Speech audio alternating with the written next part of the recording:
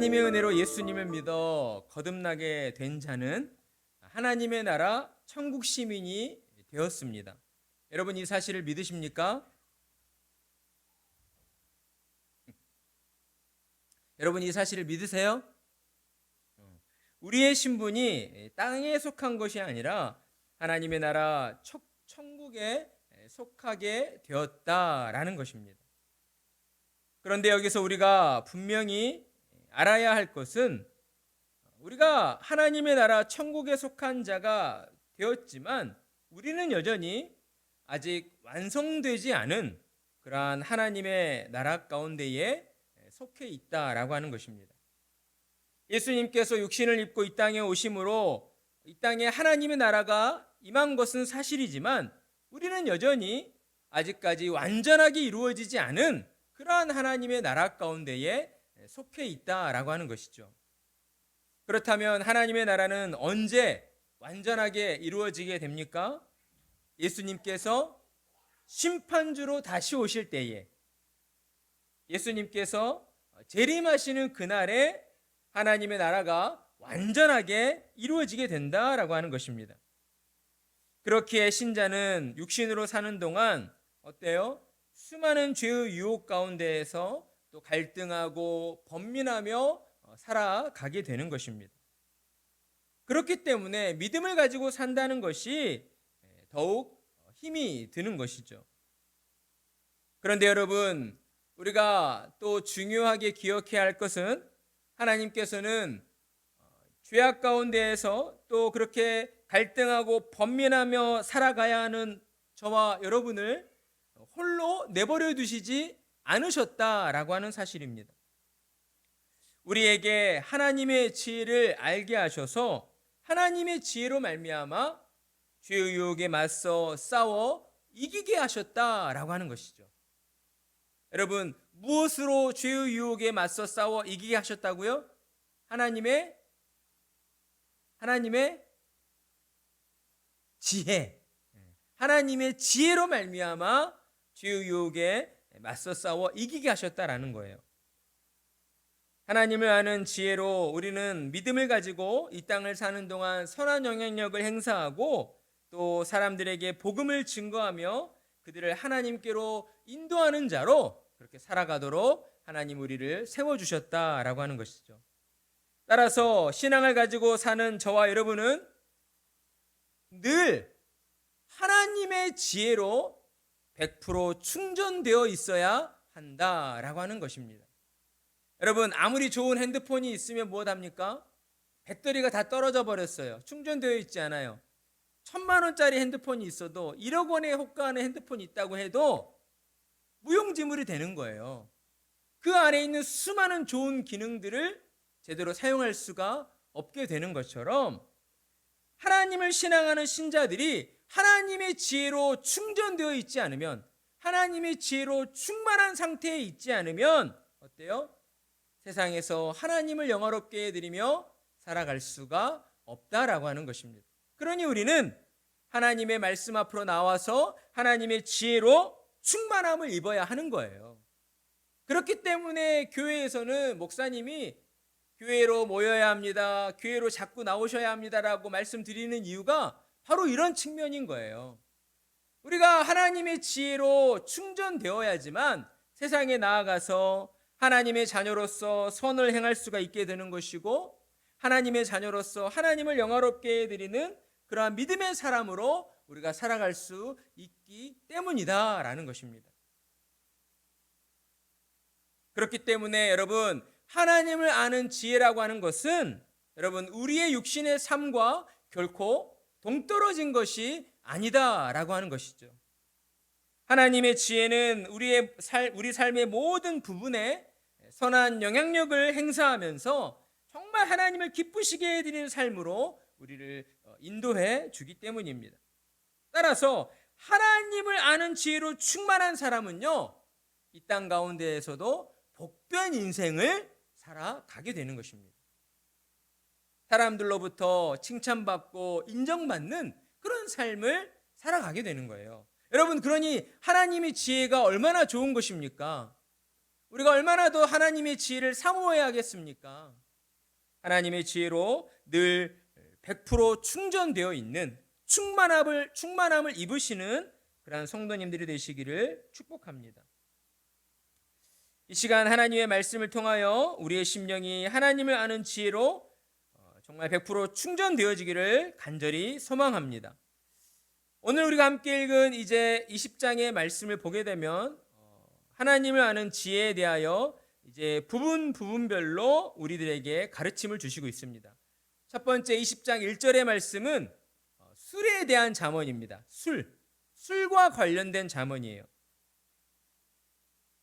하나님께서는 특별히 신자들에게 술을 가까이 하지 말라라고 말씀하셨습니다. 그러니까 술을 먹는 것 자체가 죄다 이렇게 말씀하시지는 않았어요.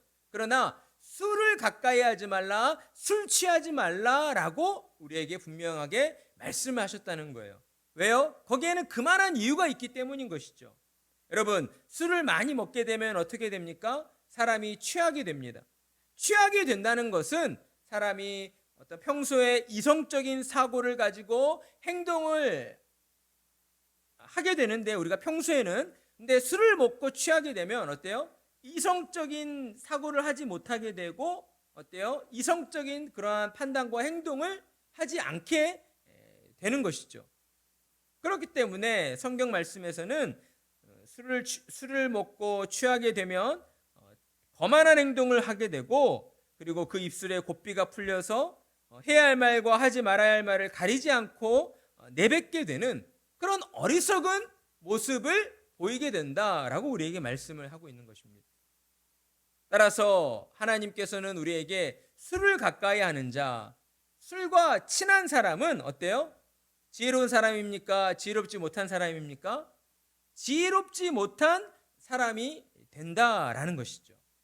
여러분, 세상에서도요, 평소에는 조용조용하고 사람들과 관계도 원만한 사람들이 꼭 술을 먹고 취하게 되면 술 때문에 사고를 치고 또 음주 운전으로 또 여러 가지 문제를 일으키는 그러한 일들이 참 많이 벌어지게 되는 것이죠. 그러니 특별히 신앙을 가지고 살아가는 저와 여러분은 세상 가운데에서 술을 가까이 하지 않는, 멀리하는 그런 지혜로운 사람들이 되어야 합니다. 그리고 특별히 하나님께서 성경을 통해 술을 가까이 하지 말라라고 말씀하신 것은요, 술에 취하게 되면 어때요? 맨정신이 아니잖아요. 그렇기 때문에 하나님의 말씀의 진리를 올바르게 분별하지 못하는 그러한 어리석음에 빠지기가 쉽기 때문이다라는 거예요. 진리를 분별하지 못하면 죄를 범하게 되는 것이고, 죄를 범하게 되다 보면 어때요? 하나님의 영광보다는 세상적인 재미와 세상적인 쾌락을 더 찾고 또 즐거워하게 되기 때문이다라는 겁니다. 여러분, 가랑비에 옷 젖는다라는 우리나라 속담이 있잖아요. 모든 일들이 다 그렇습니다.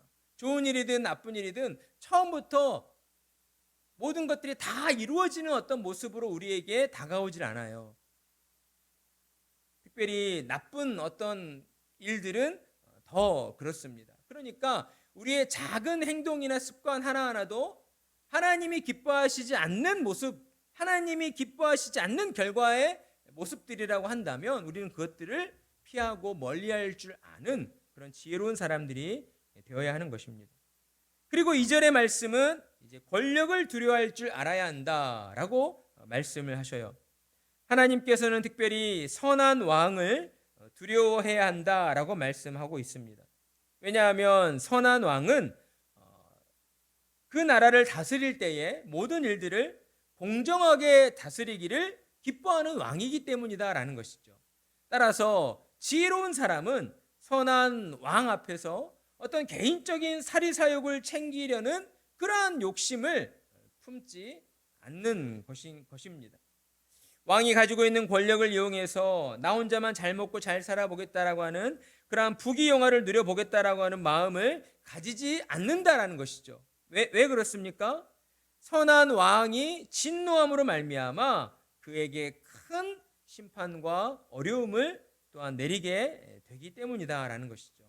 따라서 신자로 살아가는 저와 여러분도 세상을 살면서 권력을 가진 자들을 또한 우리가 주의하고 또 그 권력 자체에 대한 어떤 두려워하는 그러한 마음들을 가지는 그러한 지혜가 우리에게 있어야 하는 것입니다. 그러한 어떤 권력이 다른 말로는 권위라고도 할 수 있잖아요. 부모님에게 주어진 권위를 우리가 두려워할 줄 알아야지 자녀들도 건강하게 더욱 하나님의 또한 기쁨과 영광을 위하여 그렇게 자라갈 수가 있게 되는 것처럼 우리가 살아가는 이 세상 가운데에서도 세상에 주어진 그러한 권력들을 우리가 함부로 또 쉽게 여겨서는 안 된다라는 것입니다. 그런 지혜가 우리에게 있어야 하는 거예요. 이제 3절의 말씀을 보게 되면 다툼을 피하라 라고 말씀을 하십니다. 우리 3절의 말씀 함께 읽어볼까요? 시작. 다툼을 멀리하는 것이 사람에게 영광이거늘 미련한 자마다 다툼을 일으키느니라. 아멘. 여러분, 신앙을 가지고 사는 저와 여러분도 때로 이렇듯 다투게 되는 그런 상황들을 만나게 될 때가 있습니다. 그러나 신앙을 가진 저와 여러분은 이러한 다툼이 일어나는 상황 속에서 우리의 감정, 그러니까 화가 나는 감정들을 우리가 잘 다스릴 줄 알아야 하는 것이죠. 우리의 마음에 일어나는 화나는 감정과 그 분노하는 마음들을 우리가 잘 다스려서 우리가 가급적 싸우고 다투게 되어지는 그러한 상황들로부터 우리가 피할 줄 아는 그러한 지혜로운 사람들이 되어야 하는 것입니다. 여러분, 다투기를 좋아하는 사람은 세상 사람들도 그렇게 좋아하진 않습니다. 늘 싸움만 일으키고 다툼만 일으키는 사람을 누가 가까이 두고 싶어 하겠습니까? 세상 사람들도 다툼을 멀리하는 사람, 곧 평화를 추구하는 사람을 칭송하고 그 사람에게 영광을 돌리게 되어 있는 것입니다. 그러니 특별히 하나님의 은혜로 모든 죄악에서 죄 용서를 받은 저와 여러분은 어때요? 세상에 나아가서 평화를 전하는 자들이 되어야 하는 것이죠. 세상 속에서 믿지 않는 사람들이 늘 세상의 것을 더 많이 가지려고 싸우고 다투려 할 때에 신앙을 가진 저와 여러분이 그러한 모든 싸움과 다툼들을 말리고 중재시키는 그러한 평화의 사람들이 되어야 한다라고 하는 것입니다. 그리고 이어지는 4절의 말씀은 이제 게으른 자에 대한 잠언의 말씀입니다. 하나님은 신자된 우리를 향하여 너희는 게으른 자가 되지 말아야 한다라고 말씀하셔요. 여러분, 하나님께서는요, 심은 대로 거두게 하시는 질서의 하나님이시다라고 하는 사실을 우리는 늘 기억할 필요가 있습니다. 그냥 우리가 아무런 노력도 하지 않았는데 하나님께 기도하기만 하면 하나님께서 뚝딱 도깨비 방망이처럼 나와라 금 나와라 뚝딱 해서 우리에게 금을 내려주시는 그런 하나님이 아니시다라는 거예요.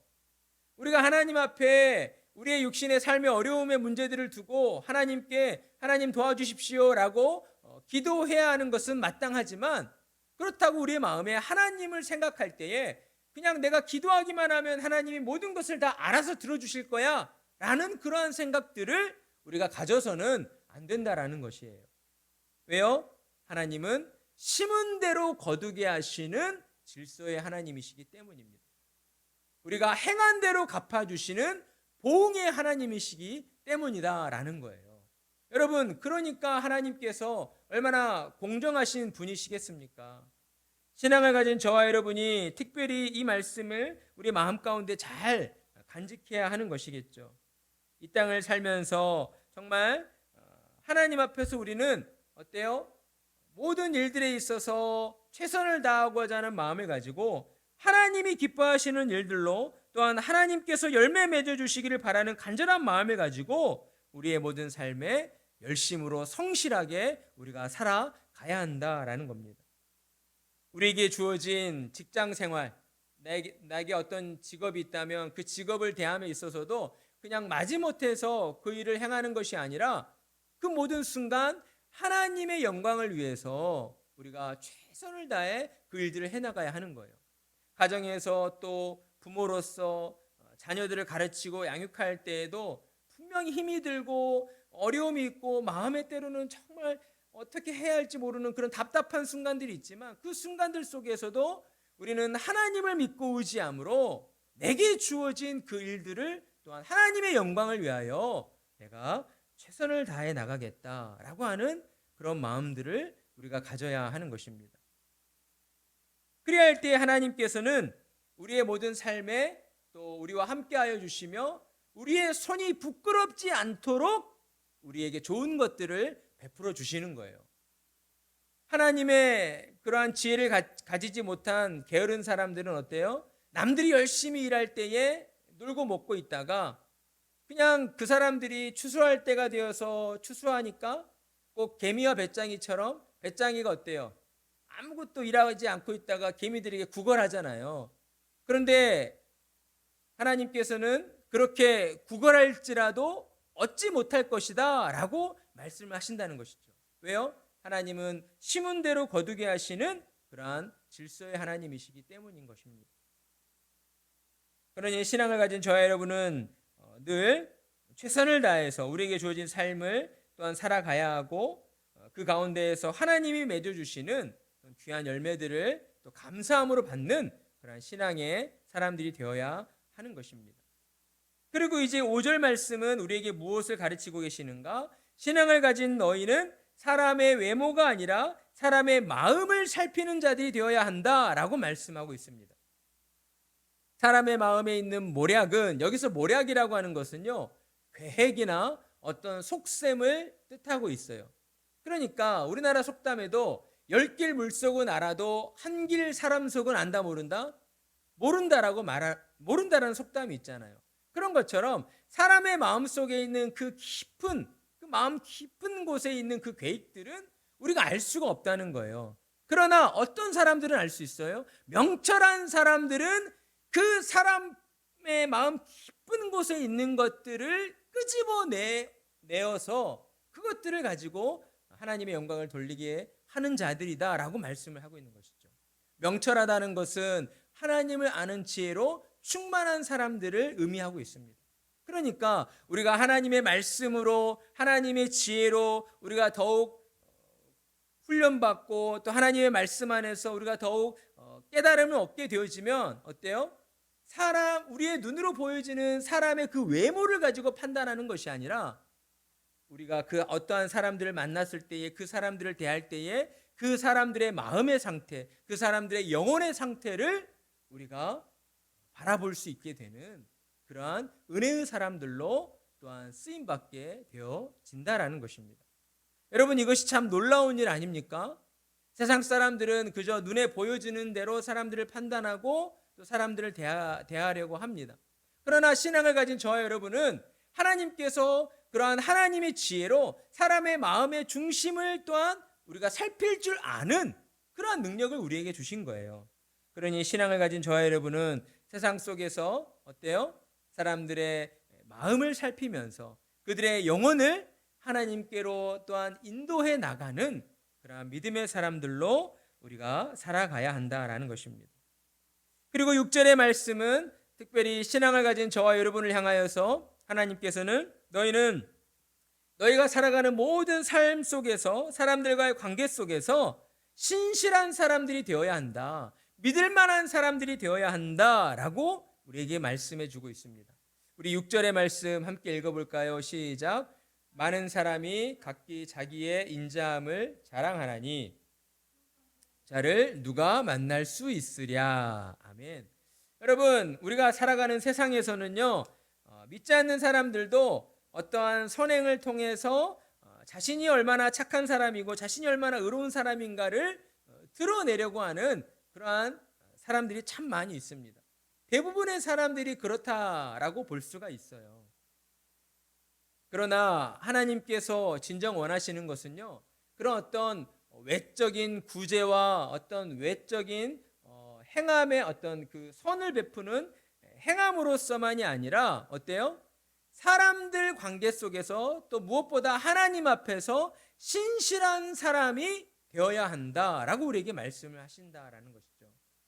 여러분, 우리가 누군가를 향하여 저 사람은 참 믿을 만한 사람이다라는 그런 말을 할 때 어떨 때 그런 말을 하게 됩니까? 오랫동안 그 한 사람을 지켜보았을 때에, 오랫동안 그 사람을 경험해 보았을 때에, 아, 저 사람은 참 한결같은 사람이야, 저 사람은 참 변하지 않는 사람이야, 뚝심 있는 사람이야, 그러니까 저 사람은 믿을만해 라고 하는 그러한 결론에 다다르게 되는 것처럼, 하나님을 신앙하는 저와 여러분은요, 무엇보다 하나님 앞에서 우리는 변함없는 신실한 믿음을 가진 사람들이 되어야 할 것이고, 또한 우리가 살아가는 세상에 나아가서 우리가 만나는 사람들과의 관계 속에서 믿을 만한 사람이다 라고 하는 그러한 칭함을 받는 자들이 우리가 되어야 한다라는 것입니다. 그러려면 우리의 삶의 모습들이 어떠해야 될까요? 모든 삶 속에서 더욱 살아계신 하나님을 우리가 믿고 의지해야 되고, 하나님을 아는 지혜로 우리가 더욱 충만해져야 한다라고 하는 것이죠. 그리고 이제 이렇게 하나님을 아는 지혜로 충만한 신자들에게 하나님께서 무엇을 더하여 주시는가? 우리에게 약속의 말씀을 더하여 주시죠. 7절의 말씀 우리 함께 읽어보겠습니다. 시작.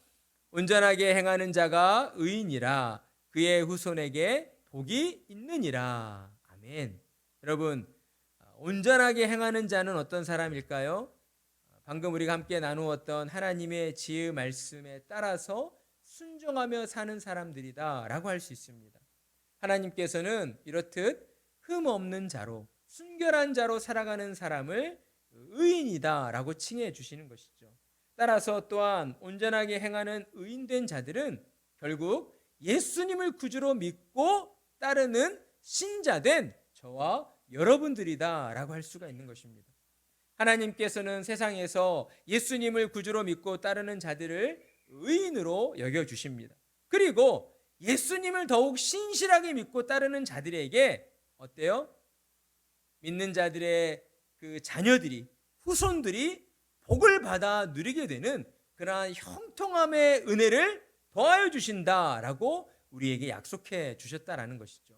그러니 사랑하는 성도 여러분, 신앙을 가지고 사는 이 땅에서의 삶이 고단하고 힘들다고 해서 불평하고 불만하지 마십시오. 하나님께서는 반드시 믿음을 가진 자들의 후손들에게 또한 하나님이 약속하신 형통함의 복을 내려주시는 그러한 좋으신 하나님이시기 때문이다 라는 겁니다. 하나님이 우리에게 약속하신 것, 그 약속이 변경될 수 있습니까? 변경될 수 없습니다. 반드시 이루어지게 되는 약속인 거예요. 신앙의 부모가 신앙을 가지고 살면서 육신적으로 여러 가지 어려움과 고난 가운데 힘든 일들이 있다 할지라도 우리가 그런 것들로 인하여서 결코 우리의 신앙을 저버릴 수 없는 것은 바로 이처럼 하나님이 약속하여 주신 이 약속이 우리에게 주어져 있기 때문이다 라고 하는 것입니다. 그러니 저와 여러분은 이 땅을 사는 동안 무엇보다 먼저 하나님을 아는 지혜로 충만한 자들이 되어야 합니다. 그러기 위해서 어떤 노력들을 기울여야 합니까?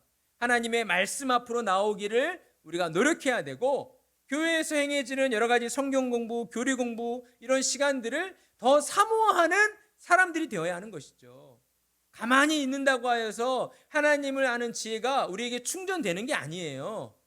하나님이 허락하신 하나님을 아는 지혜의 자리로 나와야 하는 거예요. 우리가 나가야 합니다. 나가는 것은 우리에게 주어진 책임이에요. 그렇기 때문에 우리는 애써 노력함으로 하나님을 아는 자리로, 또 하나님을 예배하는 자리로 우리가 나가야 하는 겁니다.